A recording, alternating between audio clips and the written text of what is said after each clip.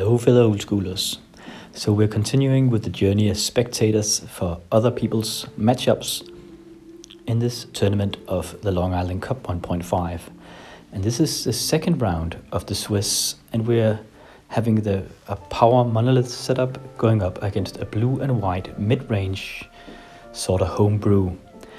And the power monolith deck is actually the champion of the previous tournament called Dominion Day. So we have two champions in a row here, as the previous recording was the champion of the Long Island Cup 1.0.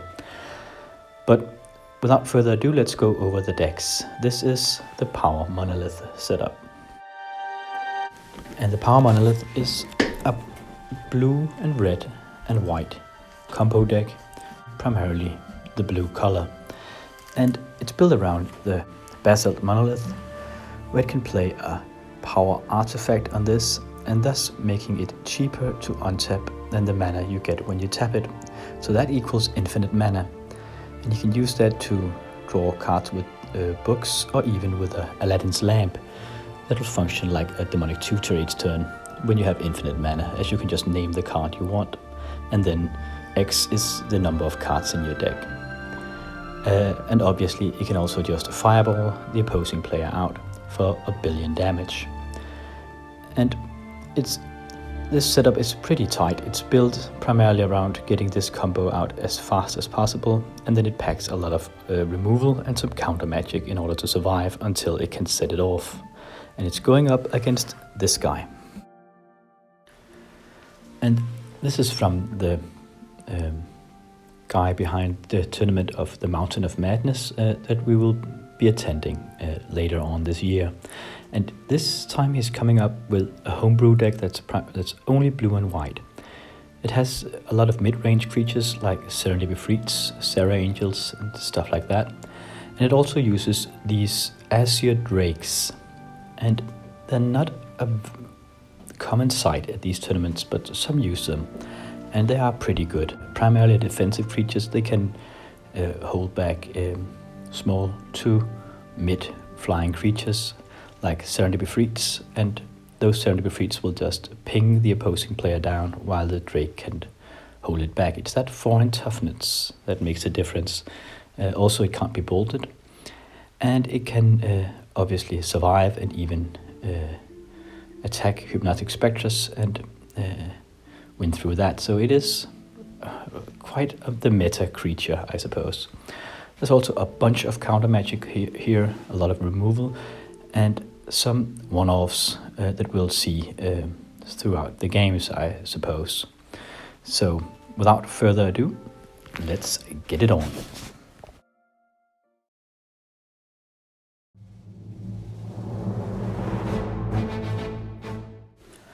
And we see the power monolith on the left here with that Dominion Day playmat. That was a tournament that he won last time around, Dominion Day 2019.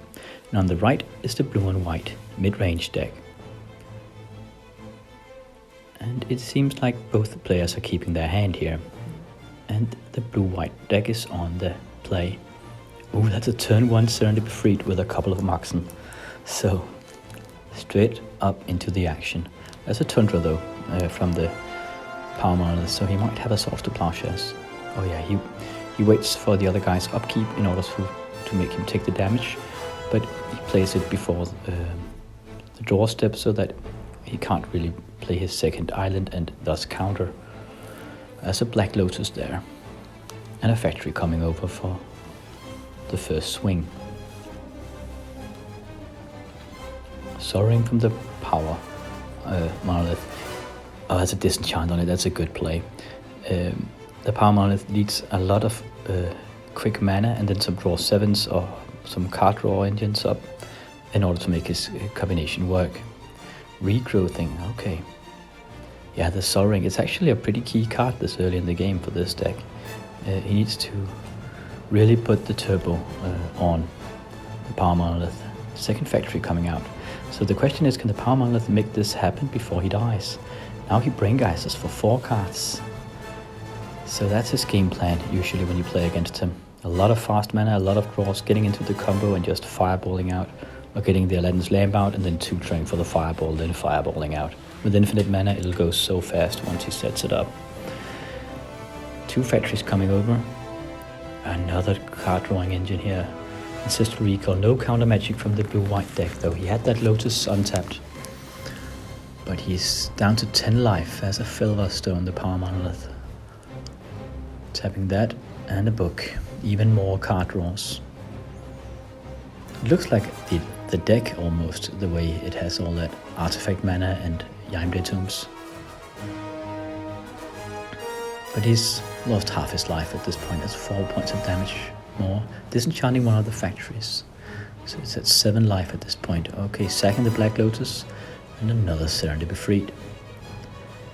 It's all a race here. Can the mid-range deck make the kill before he's blown off the face of the earth with the power monolith combination? Red Blast. Oh, he has a main deck Red Blast. That's cheeky. Red Blasting the Serendipity Freed here. And now the power monolith can counter, and at the end step of his opponent he can use that book to draw an extra card, as he does here. At the opponent's end step, then untapping and drawing for his draw step. Can't really see. Okay, he tried to power artifact his book, so it only costs 2 mana to activate. But it gets disenchanted, and he can't really use it because it costs 4 mana now, so he can't really counter if he chooses to use the book, as it'll still cost 4 mana because it's disenchanted before the power artifact works. So he has to draw regularly. There's the power monolith though. Yeah, using the off-color Moxen and the Soaring for it. Is there power artifact? There is. So that's infinite mana now. And a Fireball. And a Sonic Blast, no counter magic. And he had 2 blue sources up, so he could counter the other way if the other guy tried to block him. So that's a Fireball for however much damage you want. 1-0 for the power monolith deck here. Going for unlimited power. So let's go for round number 2. This is after the sideboard, and the blue and white mid-range homebrew is on the play, as he lost the previous round. Let's see if he can equalize here. Starting off with a land tax. It's pretty hard to see, but I gotta put something in. So yeah, so he can, if either the opponent gets more lands than him, he can siphon more basic lands out of his deck, getting a soft card advantage through that, and also mana fixing himself this early in the game.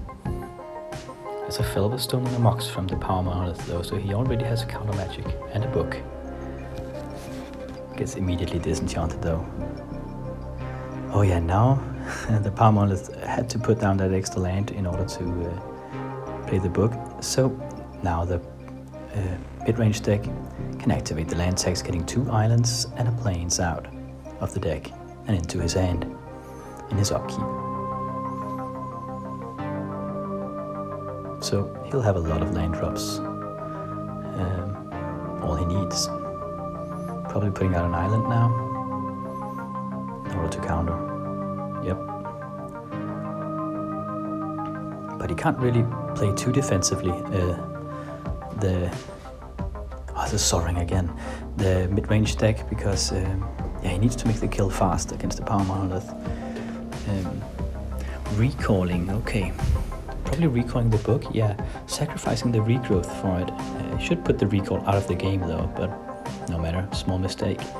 He didn't have a green mana for that regrowth, so he had to use the more expensive recall. So he really wants that book. But it makes sense, he has the Soaring to make it work, and he needs a card engine going. Oh, just picking his board state apart here. Now disenchanting the Soaring, that book will be very expensive now. But it's still manageable. He has exactly 4 mana. He can't counter though, if he plays it, so okay, he elects to hold back here. really telegraphs he has a counterspell.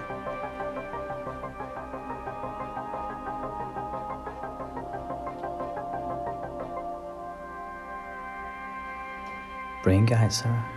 Okay, just red blasting it. Also Brain Geyser for 4 cards here. And at the end step, he casts Divine Offering on the black Mox here. Yeah, he doesn't know the opposing guy's deck, and he probably fears a Mind Twist and Demonic Tutor for a black splash. And needs to use his cards because there's a Time Twister. And the other guy had a Time Twister as well. So that's a draw 7, and that's what I'm talking about. The Power Monolith really needs these draw 7s to happen in order to, and then a lot of mana out in order to get enough board presence to set the combo off. I think the mid-range deck has put out his Time Twister. It wasn't him playing it, so it must be force of habit here. I think. Yeah, it was the other guy playing the Time Twister. So he just exiled his own. He's just sitting there looking at him, that Time Twister. Okay, look at that. Black Lotus and a couple of Moxen on the starting hand of the Power Monolith. Yeah, now they... I think they remember now. Okay, he puts the Time Twister back into his deck. He should probably have drawn a new hand here, because he could draw into the Time Twister. But these guys, yeah, it's relaxed, and I think he really wanted to keep the hand, I'm not sure. Perhaps they just decided that, yeah, just shuffle it back in and we'll continue. Getting a Library of Alexandria out here. So... and a couple of Moxen. I think he drew a card with that library first, though. Really, really strong hands they're getting from that Time Twister. And then putting out a Serra Angel, getting mana drained. And let's get mana drained right back. So the Angel lives. Just counter war right here.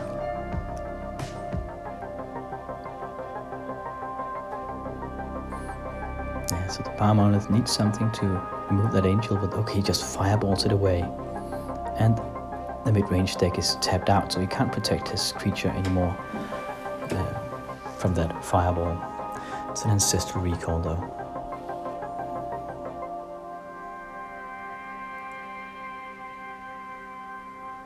But even though the Power Monolith seems tapped out, he still has that untapped Black Lotus there, so he can counter with that if he has counter magic in hand, of course. There's a Serendipity Freed coming out.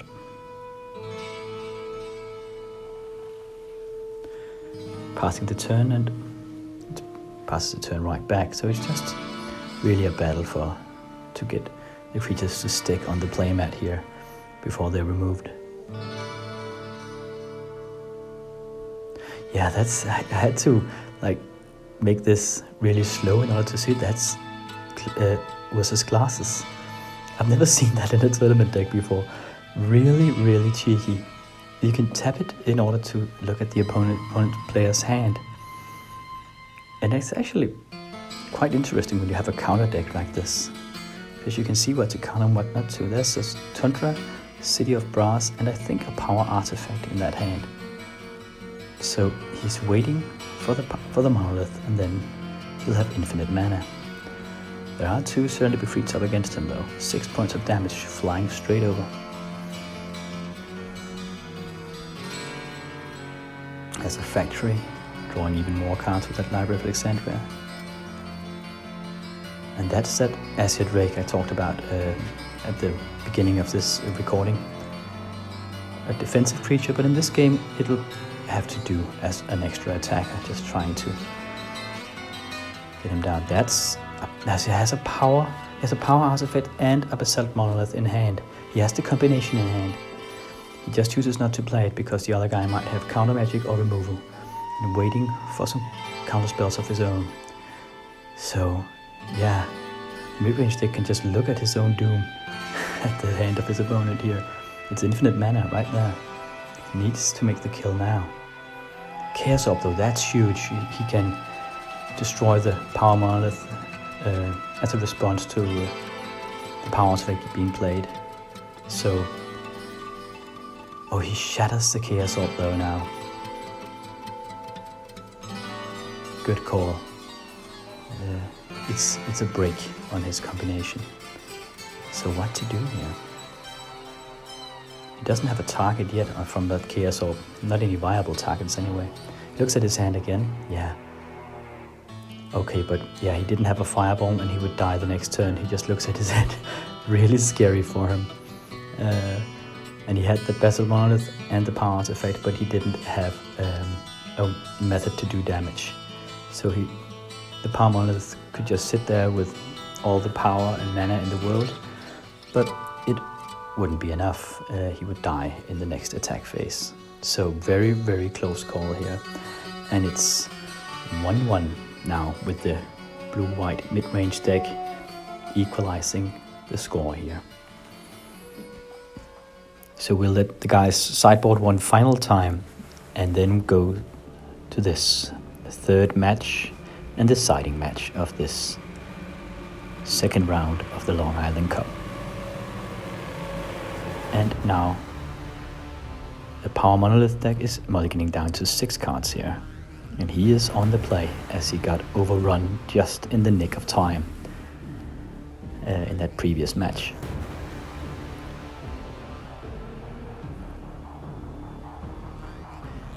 Okay, there's a City of Brass and a couple of Mox, and I think it's a Jet and an Emerald.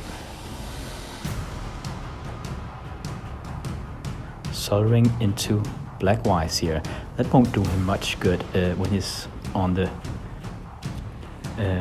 play like this.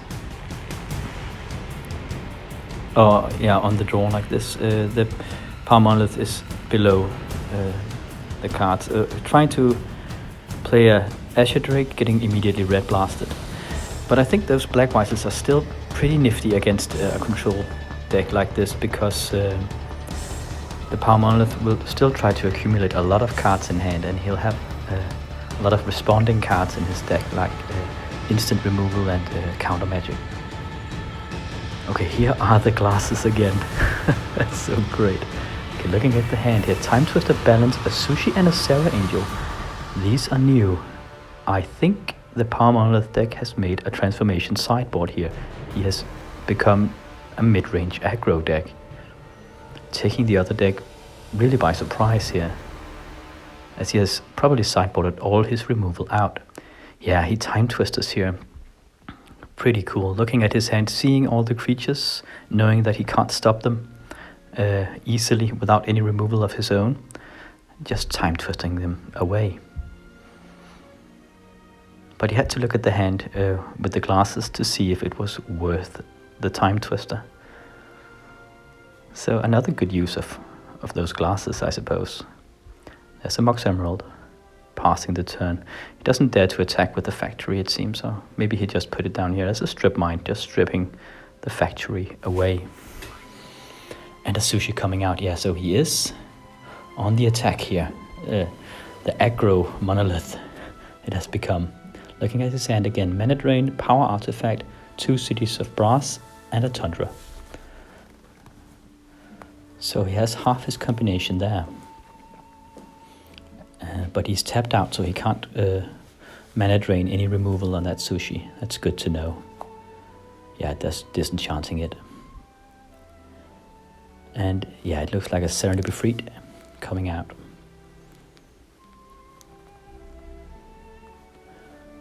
Playing a Tundra here, passing the turn. Looking at his hand again, he has drawn into an island. Not the best. So the mid-range deck is taking a point of damage from the Serendipity Freed and then coming over for 3 points of damage. The Power Monolith is at 11 points of life here. Another Serendipity Freed. Okay, it gets mana drained immediately.